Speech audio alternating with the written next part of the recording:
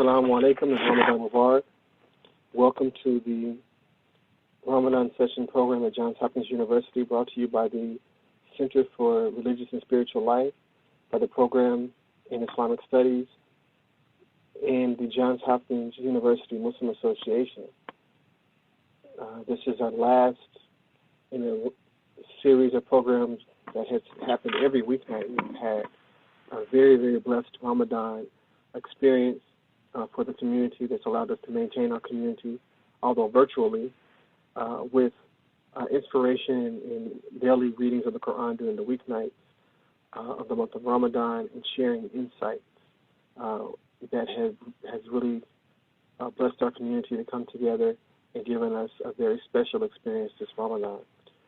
So with that, I want to open up the program to our communications chair of the Johns Hopkins University Muslim Association, Brother Samir Ismail, to introduce our speaker, our honored guest for this evening. Assalamu alaikum. Assalamu alaikum, everyone. Thank you for joining us, and thank you for being a part of this last Ramadan session. And it's really been an honor to have all these wonderful guests throughout the month. And tonight, inshallah, we are honored to have Sister Khadijah Siddeeq-Mohammed. And she's a founder of A Call to Life, Inc., and establishing a university in our community, L.L.C. And through A Call to Life, she works to educate Muslim youth by showing them how Al-Islam and the example of our Prophet Muhammed, peace be upon him, are always relevant to all areas of their lives. Through establishing a university in our community, she works to unite cultural communities around the community-based knowledge God has blessed them with in respective communities.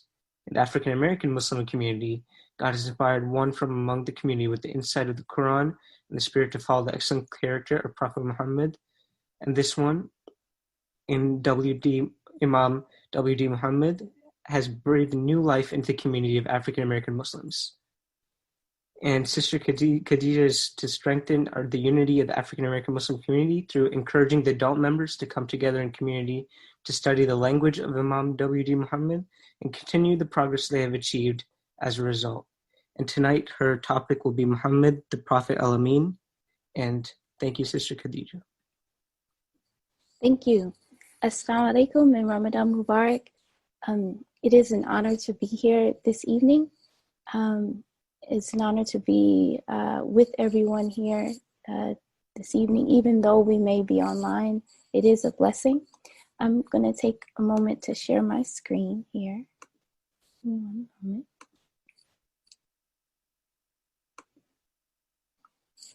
Okay. And if you all can let me know in the chat that you can indeed see my screen, that will let me know that I can go forward. Okay, alhamdulillah.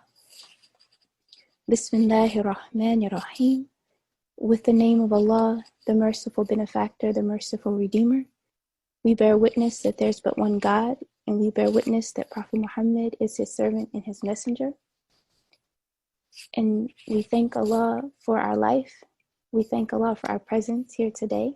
We know that there are many circumstances challenging us being together, but we do have to bear witness to the fact that all of the technology that is bringing us together and allowing us to just appreciate each other, even still in all of the trying times. So we thank Allah for that.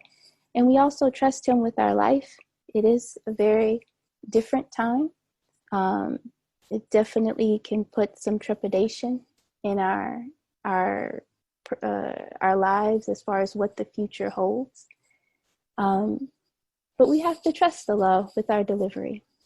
And I'm going to share something I hadn't really planned on sharing this exactly, but I believe that there's a certain amount of uncertainty with what is going on in the world today, where I know the brother Imam, he said that many of the students are graduating this year, and this is definitely going to be memorable for them, especially since everything they thought would happen as part of their senior graduation is not happening the way they thought.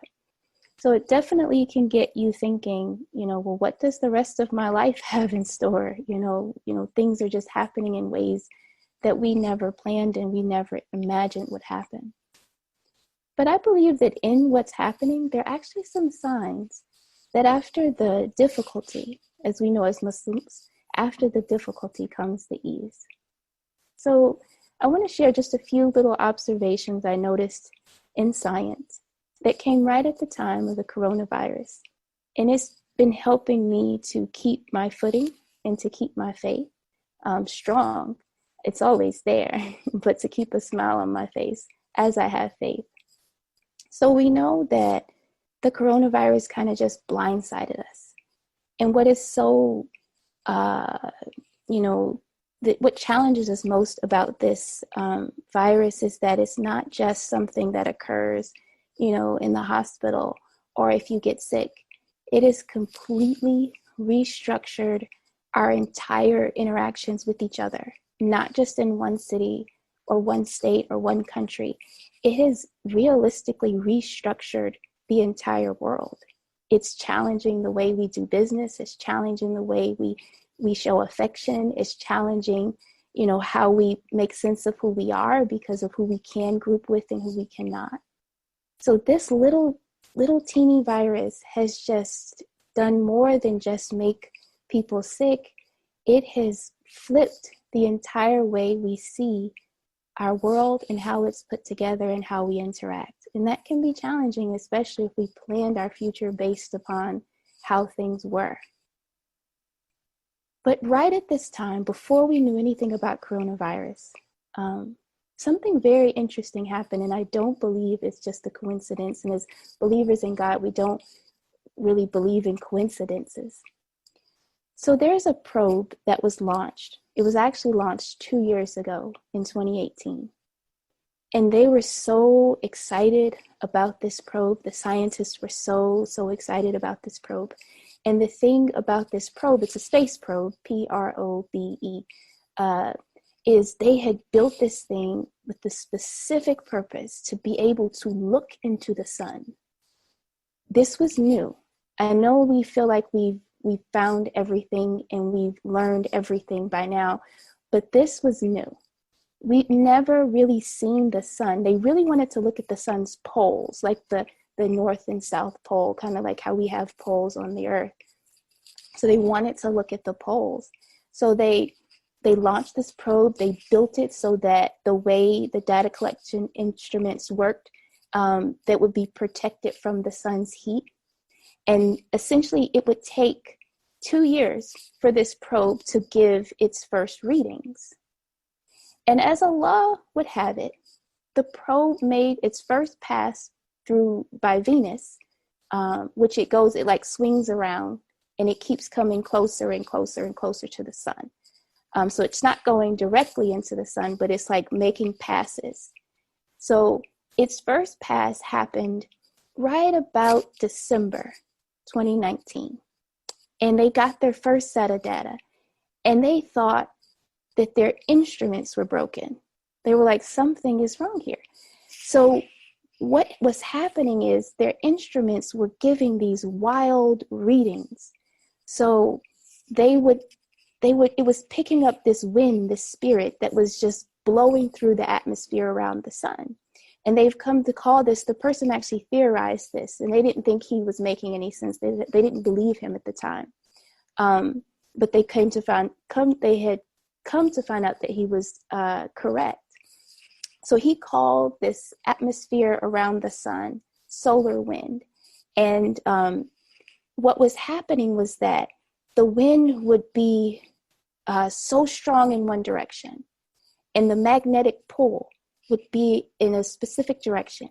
And then in one instant, it would flip directions, flip the pole in the magnetic field, and it would go 300,000 miles per hour in the other direction. And it kept doing this like every single second almost.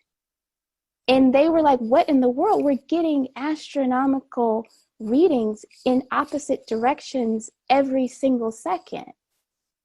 And then one of the scientists was trying to explain their theory behind what was happening. And they're saying that whatever is happening in that atmosphere around the sun, it's something that's not straightened. Something in the atmosphere is not straightened out. And these changes, these abrupt changes in the orientation of the pole was to try to straighten it out. And what's really interesting and why I thought this was meaningful is that area around the sun is called the corona. And I'm like, wait a minute. So that month before, like right when the coronavirus was getting started in another part of the world, we see a sign here in the sun of the same name, corona, and they named the virus after the sun because of the way the virus looks. And I see it as a sign where Allah has said, family first. Look after your family. Order your life on the family. Businesses, don't take advantage of the family. And he's given us ample time to comply. And I suppose now he's like, well, let me help you out a bit. Let me let you go home and start again from home and see if we can try it again this way. So that kind of, that intrigued me, that before we even knew, like a month before, and that this probe was launched almost 2 years ago. And then its next pass, it was scheduled to come, it came in January, so it passes every month by the sun and comes closer and closer. So I would suggest you look it up. It's on NPR, and you can look up like something like solar or something with the sun and solar wind. So I thought I would share that with you. So if you're having any trepidation about what's going on at this time, just know that the one who made us did not intend to make our lives difficult. He intends to help us and aid us. So there's nothing to worry about. So, alhamdulillah, my presentation today is Your Identity is Safe. Prophet Muhammed, peace and blessings be upon him, is Al-Ameen.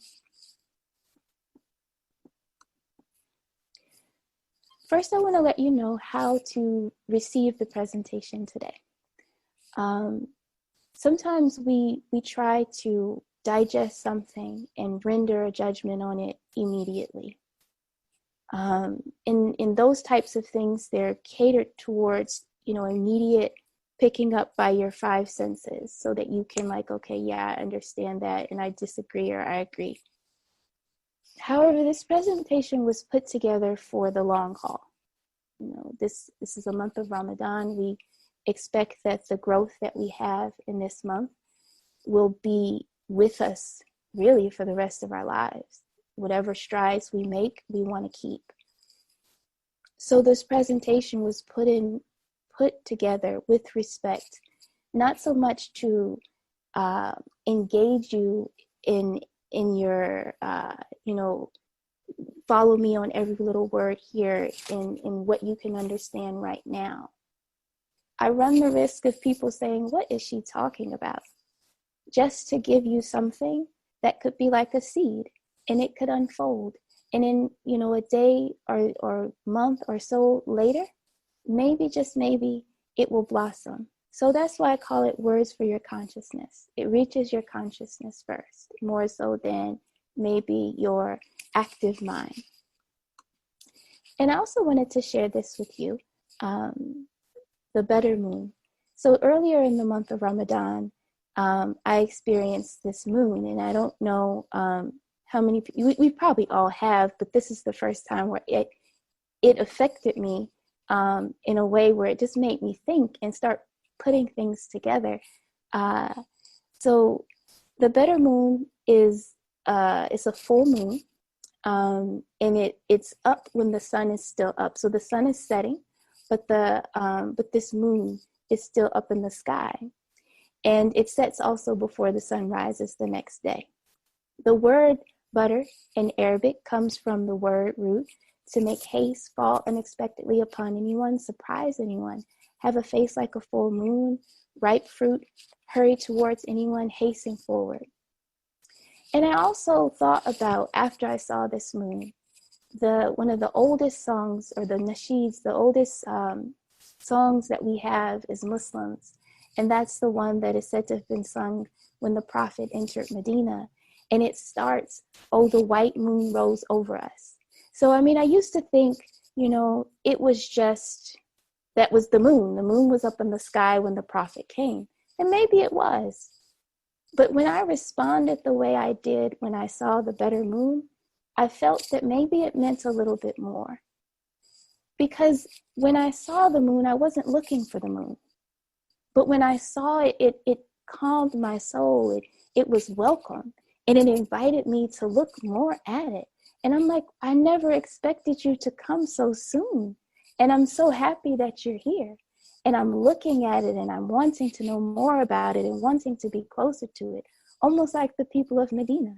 They didn't expect that in their midst, Allah would raise someone so beautiful that his very presence could come into their community and organize them.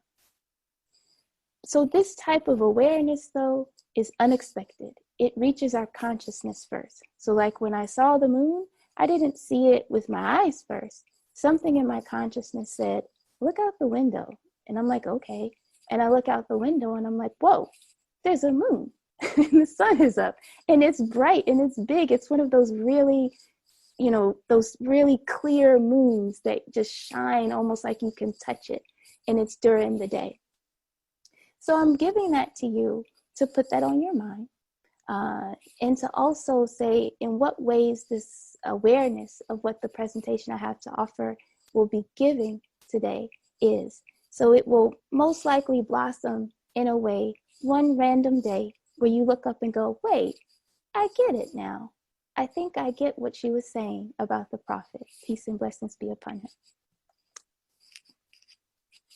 So I've prepared 2 written pieces. One reflecting on the Prophet as Al-Ameen for individuals, and one for communities. And I'm going to pause the screen share. I'm going to switch from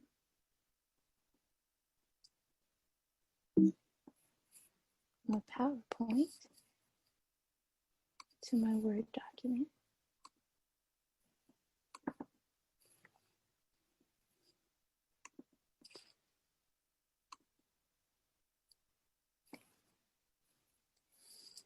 And just confirm if somebody is a representative can tell me that you can see the writing here. Okay, thank you. With the name of Allah, the merciful benefactor, the merciful redeemer. For the individual identity, the Prophet is Al-Ameen. Like rivers, our identities seek peace in the biggest expression possible. What the ocean is for the river, the human family is for the person. Yet we are not a physical river. To join with all people, we do not need to physically crowd with all people. Human beings are conscious beings.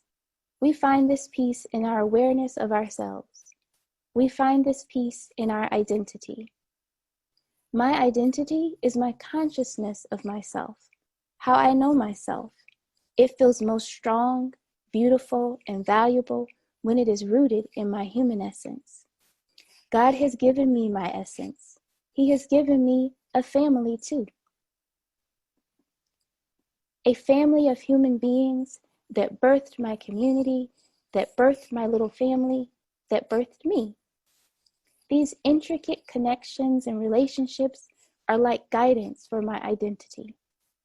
Like the river steadily flowing to the ocean, my identity, when established firmly in my human essence, flows and expands through my family, my community, and finally into my first family, the human family. My soul smiles.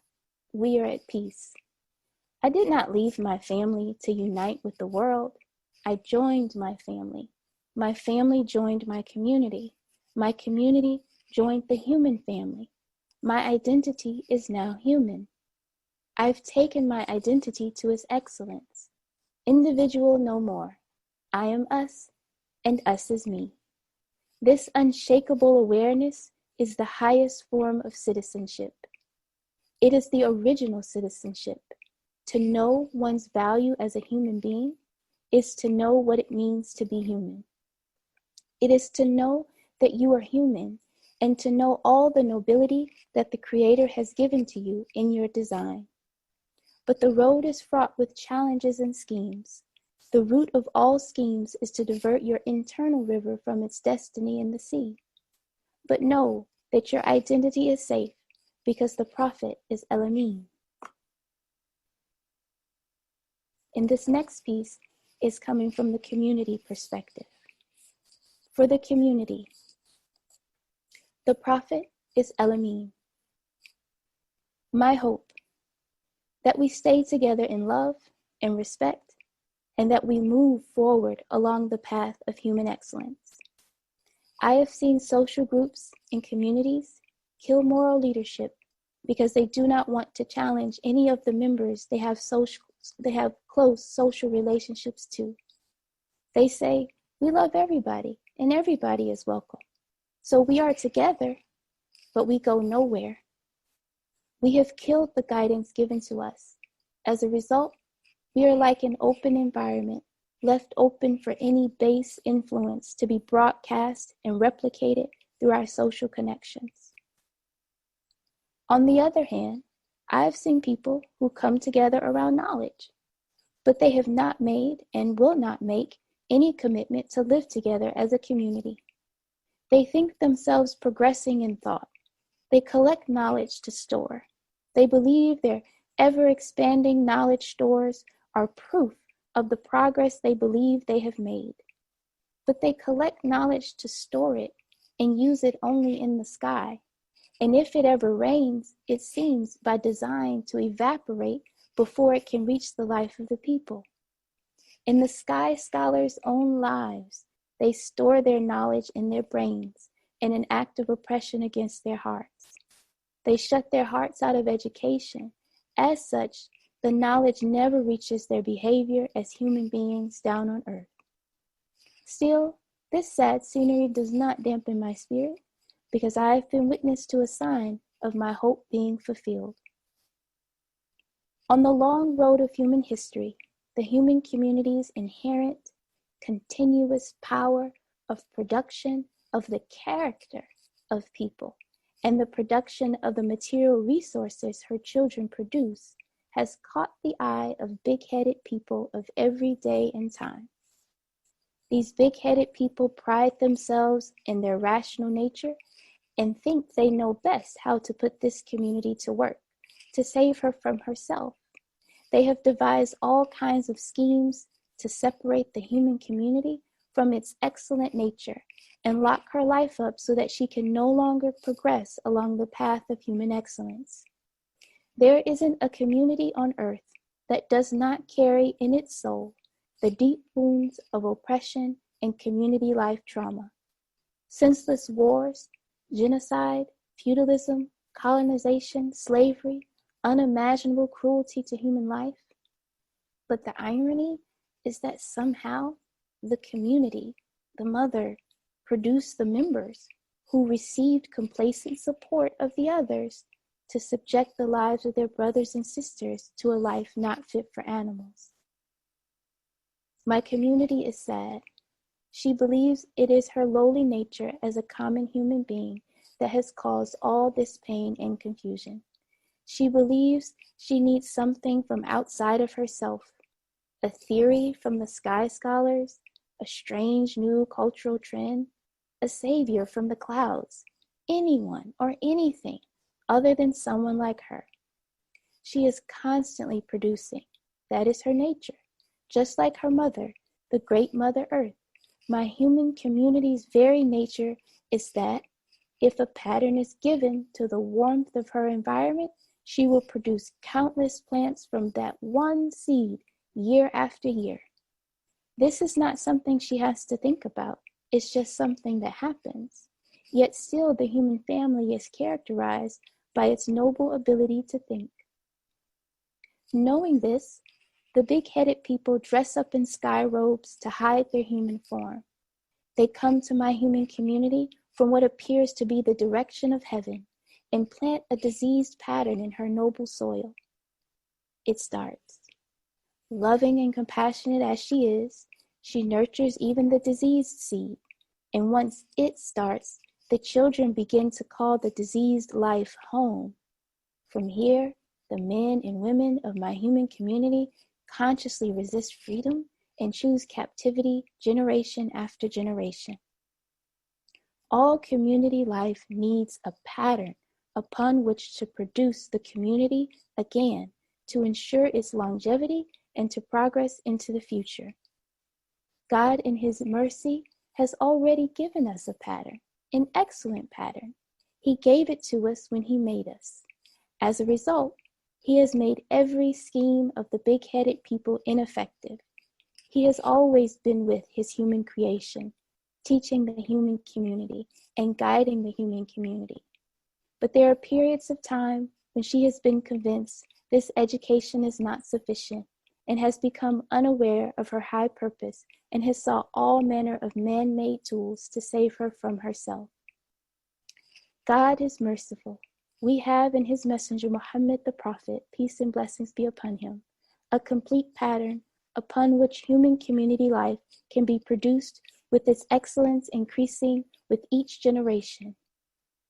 You have indeed the messenger of God. You have indeed in the messenger of God a beautiful pattern for any whose hope is in God and in the last day, and who engages much in the praise of God. The Prophet held in trust our excellent pattern until we were ready to see the beauty in each other and thereby see it. Al-Ameen, he was called, the trustworthy one, the one who you could leave your valuables with until you are in a position to take them back into your care. He held on to our most precious possession, the excellent pattern of human conduct. This is precious for individuals, true, but this pattern means even more for human communities longing for a refuge. Everybody wants to use the human community to ensure that the individual men and women are culturally illiterate and of dim mind to accept the oppression and injustice the big-headed people have planned for them. The Prophet was not educated in any special school. He was unlearned. He only knew what he needed to live a life in his community. He had no sky robes or degrees conferred in the sky. He did not descend to the earth as an angel to sanitize our human form. He came from one place, his community, his mother. From only what he got from her, and enlightenment through learning the true literacy from God. He showed the way for the sun, moon, and stars, and all their knowledge and sciences to come lovingly home to clothe and protect his mother, our mother, the human community. He rose in stature and material accomplishment. But when his beautiful form was clear in the eyes of the people, and they were ready to assign his origin to a superhuman reality, he said to them over and over again, I am a human just like you. The Prophet shows his human family that if you admire anything in me, then you must value yourself and each other. I am from the original pattern that we all are made from, the excellent pattern God inscribed in the nature of human communities. He shows his mother, his ummah, look what you produced. I came from you. I'm bringing the pattern to your consciousness so that you can allow your thinking ability to lead your life-giving force. If you so choose, you can produce more like me from this original pattern that is inherently in you. In this way, we can stay together as a human community and move forward to more and more progress. Through the pattern found in the Prophet, God invites all communities who choose to be the mother of believers. He invites them to take this pattern as a guide for structuring their cultural life and cultivate free men and women, educated men and women, just men and women, generation after generation. The human community is safe because the Prophet is Al-Ameen. And that is my presentation for this evening, and by Allah's permission, it is exactly 10 o'clock. I thought I would finish early, but Allah is the best knower. And if there are any questions that anyone has, I'm happy to receive them, but you don't have to feel pressured to ask a question. If you don't have any question, that's okay.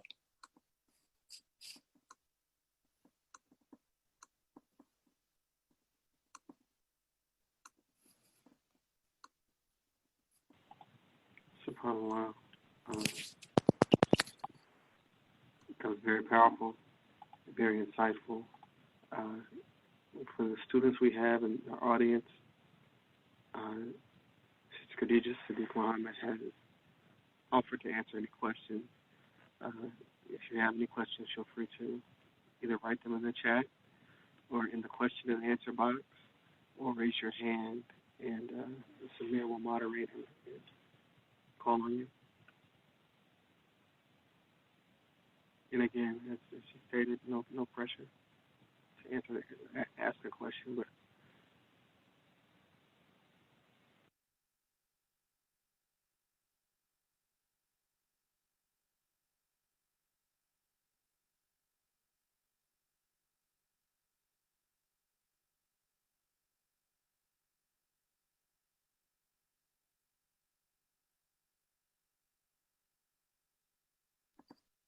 Is it permitted for me to ask a question? yes. Okay. Yes, please. All right. So I just, I do presentations, and I suppose when I do them, people are thinking about, okay, what am I going to get when I come? But I do them because I want to hear from people. I want, to hear people. So I guess my question to you is, what did you hear? What do you think I said? And a lot of times, the meaning grows when someone shares what they felt a piece of writing was, and it's like evolved since when the person wrote it. So I know I'm kind of putting you on the spot, and you probably didn't show up today expecting to answer a question. And I've taught before, so I know what people not answering questions looks like. So I'll be okay if you're really like, I don't think so. But if there is anyone who, feels comfortable giving me a reflection of what's in your mind, I'd appreciate that, because that way I can take something back with me from this experience.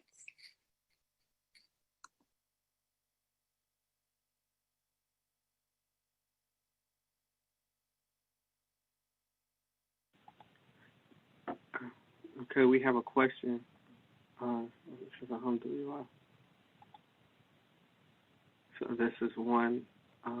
So Bree says Alhamdulillah in the Q&A. Alhamdulillah. I will say that I felt that you articulated, in this month of Ramadan, reading the Qur'an, striving to read every day, and with the coronavirus here and being at home, alhamdulillah, my family, like I have a 10-year-old, I have 4 children, but I have a 10-year-old and a 7-year-old.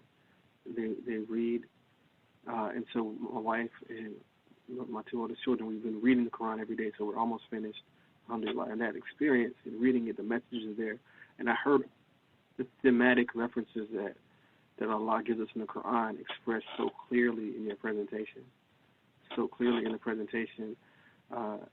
and really the humanity, our humanity is a gift from Allah, and it's our nature is a gift from Allah, and it's something that in it has the capacity to do all the things we want to do if we have that we allow ourselves to respect it and not to get distracted by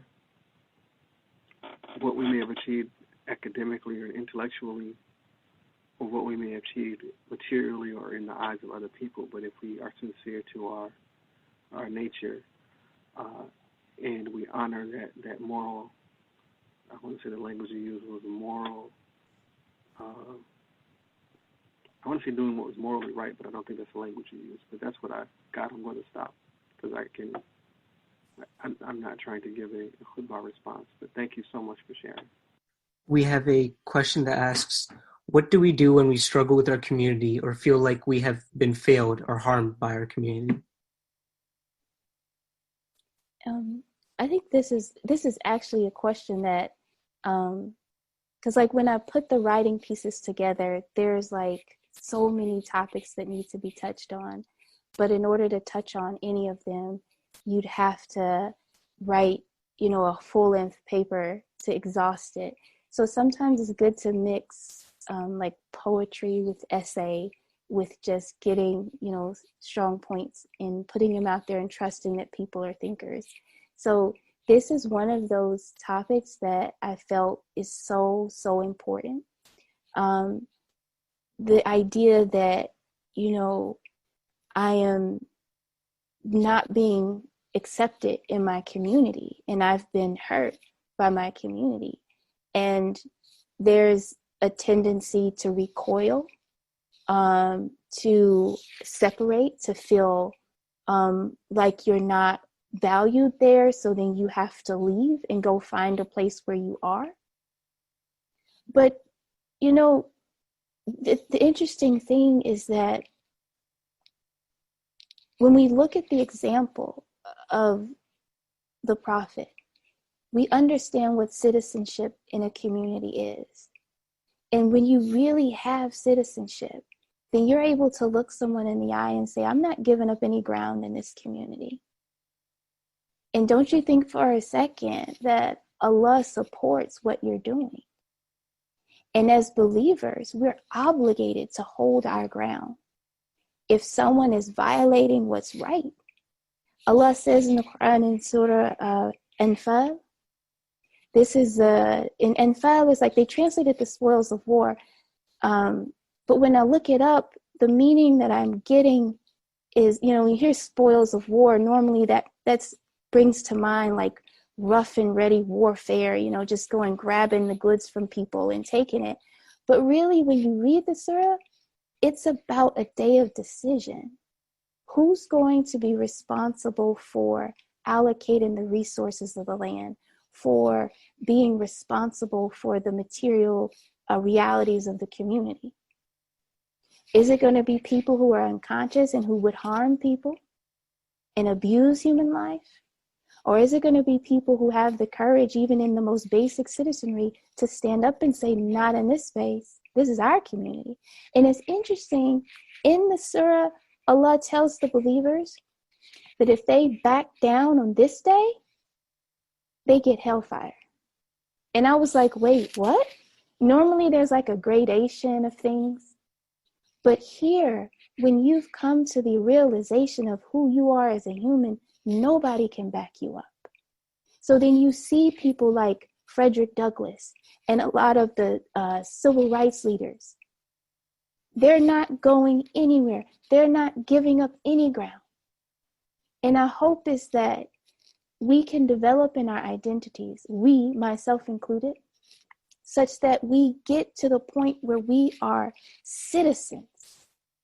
And it's not because people like me that I'm a citizen. God chose that I'm here. And that's all we need to know, whether someone likes it or not. So then I'm going to push back. And if the force is too big for me, if I have to retreat like the Prophet did, yes, okay, I'll retreat, but I'm coming home. I'm coming home because God didn't intend for this community life to be harmful. So what I would say is retreat when you have to. But know that there's no space on earth that was supposed to be okay that you're mistreated. Recuperate and establish what's right and find that citizenship. And it's hard. It's hard. It is so hard because we look at the faces of the people around us and we always want to know, do they want me here? Stop asking that question. Hello, I'm here. Assalamu alaikum, I'm here and I'm not going anywhere. We're going to establish what's right. And if more of us do that, then we could create a stronger community and things like that won't happen. But people do things like that because they feel like they can scare you out of your citizenship rights. But know that Allah is with what is right. And I share this story. Frederick Douglass is such an interesting person to study.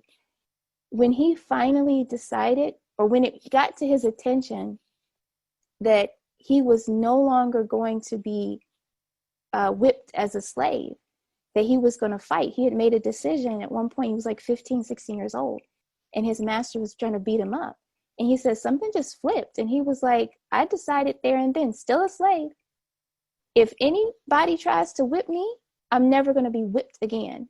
You hit me, I hit you back. Now, I'm not telling you to go hit nobody, but the idea is that he was no longer going to go anywhere and say, oh, you hurt me. It is necessary in our development as believers that we not only enjoy community life, but we have the strength to establish it and protect it and extend it. So we have to come to that point where we don't just feel, but we establish and protect and challenge people to change. And like I said, you don't go and beat up anyone, but just by your presence, like, I'm not giving any ground and I'm not accepting that behavior, you know? So inshallah, there is something useful in there. And I see there are 2 comments down here.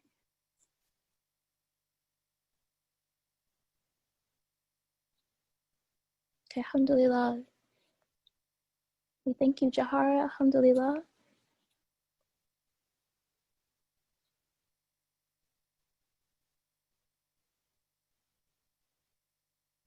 Yes, alhamdulillah. It's Sister Deborah. And I think to me, it's like, that's why, to me, you know, just thinking on that, we know that the Prophet is the most excellent pattern. And I just, before reflecting and writing this piece, you know, I would think about it like, okay, I'm going to pattern my behavior off of the Prophet, which is good. But then when we realize how community life, the only way it functions is on patterns. Whatever the pattern is, you give it a pattern and it produces it. It doesn't matter whether it's a song, a clothing trend, a knowledge that's true or false, planted in the ideas in the community. She will produce people who they believe that's their life.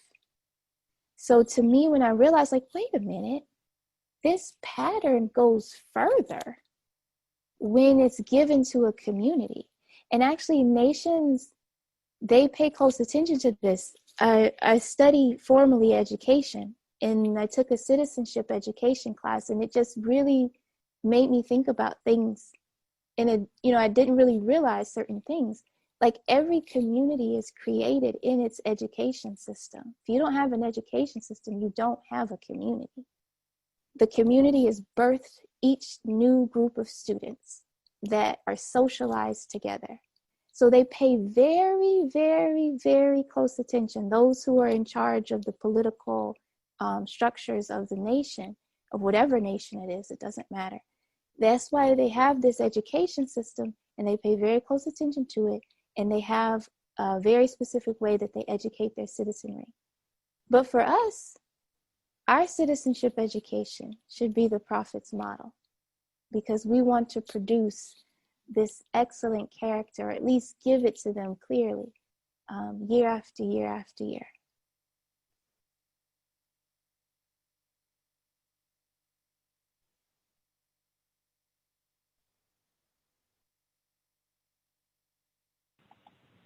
We have a comment here. Sister Khadijah says, humor, life, excellence is our uniting force. That's what someone got out of the presentation. Yes. Alhamdulillah. And I think that's important too, just commenting on that. A lot of times we look at the way things are, and we use that as excuses for not working together. But it's our desire to make things better that challenges us to overcome barriers in understanding and barriers in perspective. So by looking to our excellence and what we could be, we don't just give up and walk away and say it's impossible, because we may not even see things the same way. Like, even the question about being harmed, a lot of times it's felt on both sides, you know. It'll be ridiculously funny, but it happens all the time. Someone who feels really hurt And then you go ask the other person and they also feel equally as hurt. So that uniting piece is that we don't just walk away and say, okay, I'm hurt, but we're like, look, this is what I feel. This is how I think it should be. And we're willing to struggle through that and keep pushing forward, being honest, because it doesn't, if you're not honest, it breeds resentment over time. So you're honest, and then you push forward to that excellence, and it's in that desire to improve, even if we don't ever experience the benefits of the improvement. We can be united and we can overcome whatever barriers there may be. So.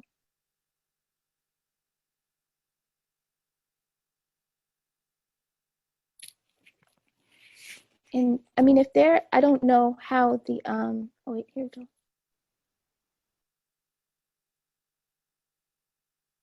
Okay, so how do we know what our community is? Sometimes we can choose, but sometimes it chooses us. I think,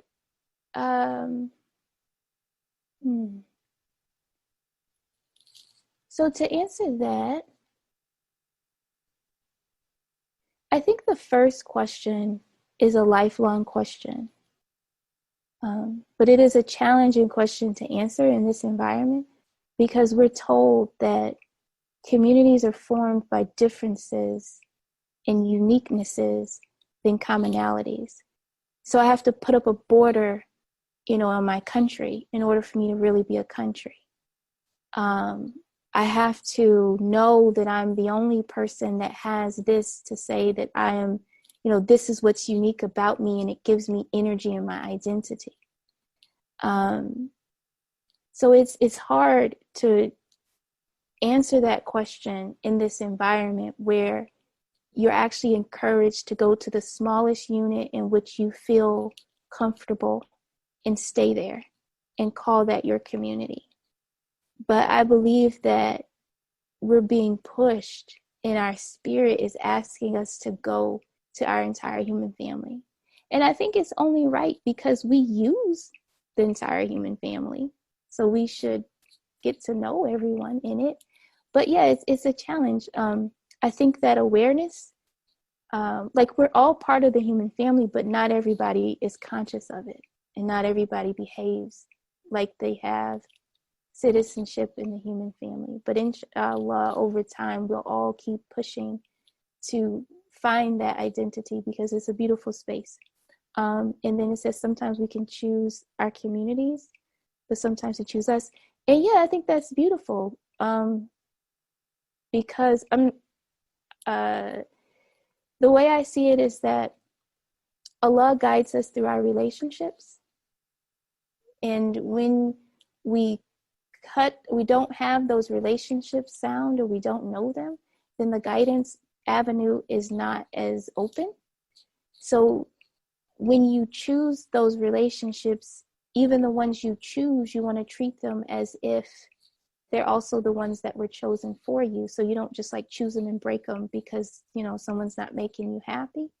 So really, we're trying to extend that guidance line that we get from our brothers and sisters and our mother and our father and all those people who are related to us, as we say, not by choice. But then I choose more people to connect with and to bring into my life because I have the intention of making that also an integral part of my life.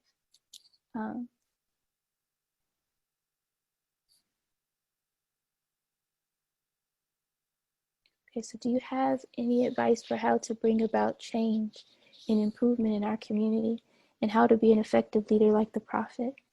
I think I think the awareness of change now can really put a lot of us at ease. In this day and age, we understand that a small change in temperature or some event happening, clear across the ocean can drastically change the weather on the other part of the world. So the type of change really is we want to change our spirit. And it's interesting, the spirit of people is so shapeable when it's in a group. So really, if you want to make a change, go out into the public space, be firm about what it is you want to accomplish, And you'd be surprised. Over time, the thinkers will follow you because they're thinking, but the vast majority of people will follow you just because your spirit is just that strong. And it's true, like go into a room and the spirit of the room is trying to find its the easiest spirit to get around. And that's why you see people, mass for concerts and things like that. It's easy to take all these people and channel one spirit through them, the more people get in a room. But if you had a singer singing to one person, that person might just look at the singer and be like, what are you doing? But the more people you get in that room, the more shapeable our spirits are. So if you want to make a change, then just, we implement it in ourselves and be serious. And I think that's how the Prophet has been able to lead. His leadership is biggest when he's not even here. His following was never this large during his life, So, but yeah, I think that would be how we do it. Just do what it is. And the Prophet said, say, I believe, and thereafter be upright. So I think that would be it. And the younger citizens look like? What does the role of the younger citizens look like? Are they excused of their responsibility? Oh, I'm sorry. I didn't realize the questions weren't visible. Thank you. So this one, I'll read it again with the knowledge that they weren't visible. What does the role of the younger citizens look like? Are they excused of their responsibility? No. I mean, because the responsibility means that you can respond. So if they have a response, they need to do it. If they don't have a response, then they don't have any responsibility. So yeah, they're excused. Like, a child is responsible only to respond to what they can respond to. So maybe it's just putting their shoes in the proper place in the home. But I don't think we should ever take people who do have a sensitivity and do have an awareness, and we create a whole generation of baby adults, I don't think that's healthy. And I do think that hurts because they never really come into citizenship with their parents, which is something that is very, very necessary. And I think that's something we also struggle with because we're all defined by our age group. We spent all of our life perfectly curated with groups of people that are within 6 months of us, such that we are terribly inadequate to be able to communicate with other people. We build our entire life with people who are our same age, which is terrible. We never get the handoff in the community, ever, because there are these big generational divides. But that doesn't make sense. I shouldn't be closer to my peer group than I am to the people who birthed me. I can make connections for sure, but to me, it just seems like when things are organized that way, youth, young adult, senior citizen, we're organized by our appetites that are most likely budding at that time, which means we're all perfectly situated for the commercial life to come and make us a market. But it doesn't help us with community. It doesn't help us at all. And that's why I also think what's happening now by forcing us to go back home and forcing businesses, if they want to be successful, you can no longer open up a store and it caters to 15 to 17-year-olds. Now there's one person exiting the house, buying food and everything for the whole family. So if you're not appealing to the whole family, you're not going to get any business. So I think that idea of somehow someone being of a slightly different age and younger might have a different set of responsibility. I don't think so. And then one thing I'll say to that too, I always find this interesting. It's only when we get older and we should be responsible that we begin to call ourselves young. I have never heard a 2-year-old call themselves a child. Never. They're a big boy. They're big. they're a full person. They look at a child that's 1 month younger than them and goes, baby, you know. But something strange happens when responsibility is actually ours and we start getting younger and younger.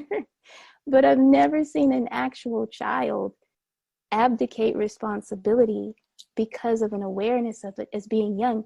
It's like not even a reality. At every moment in life, you feel like a full human being. So what happens when we get older to then say that I'm young now? And as a result, I'm absolved from being in certain conversations or standing up when things need to be stood up for. I just find that as an interesting thing that I've noticed. I've never seen a child claim youth as a way of removing themselves from acting as a full human being in human space. Like they'll come right in and be like, I'm a big boy, I'm a big girl, talking with the adults, you know.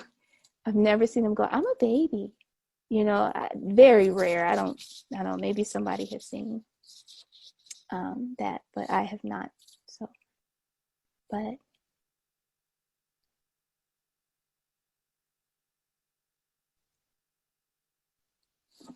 and I think we are down, I think, to 4 minutes.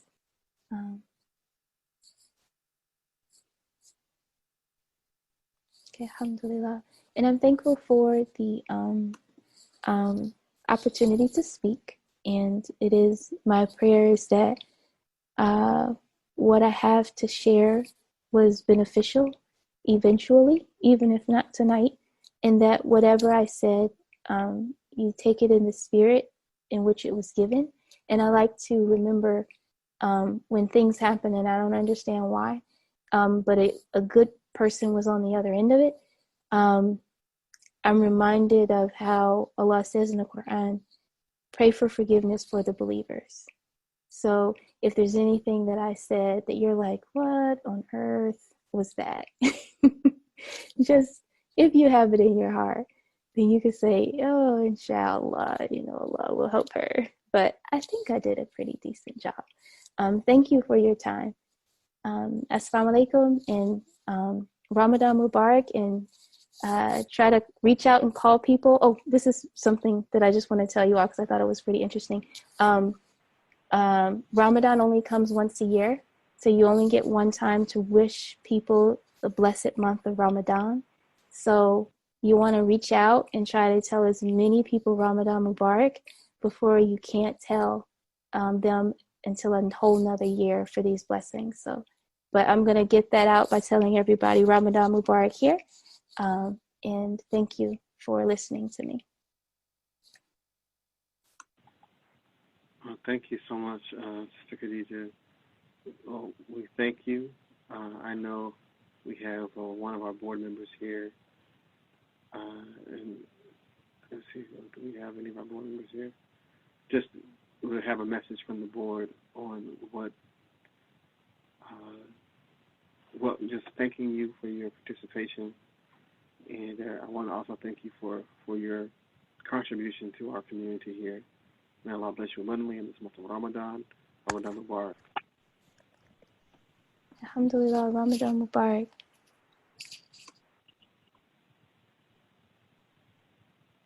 Sana?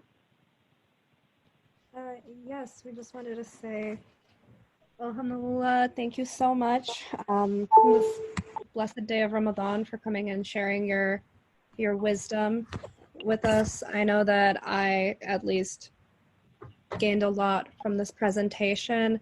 I just want to say Jazakallah khair to you and all the other presenters who have really made what we feared to be a difficult Ramadan, you know, with masjids being closed and no like Tarawih in person, a Ramadan that we really feared to be isolated. This is your presentation and the other presentations of our wonderful speakers have really helped us maintain the sense of community that I think many of us were yearning for. And thank you again to Imam Tariq for helping coordinate everything. And I know that from the bottom of all of our hearts, from the Johns Hopkins University Muslim community, like this has been a huge blessing, and may Allah subhanahu wa ta'ala reward you on, what may be Laylatul Qadr or just in general. And please, thank you to all of you who also came and attended all these courses. I know that it's a mix of people from the Hopkins community and not as well, and we appreciate you joining our community and taking part in this fellowship that we've developed. And inshallah, we hope that you all have a wonderful rest of your Ramadan and a wonderful Eid. And thank you again. Ramadan Mubarak. Okay, thank you. Ramadan Mubarak.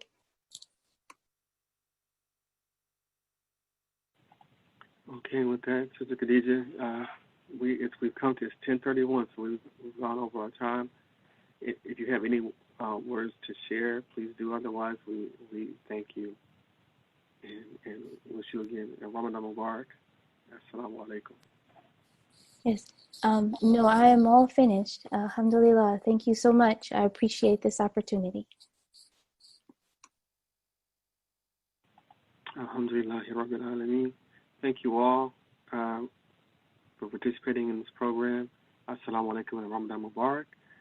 We will have a celebration for our seniors and a virtual Eid celebration with comedian Preacher Moss next weekend. So, inshallah, for those of you who are interested, you can join us for that. But we will be having that for our Hafiz community and really sending off our seniors who have been a part of our community for 4 years.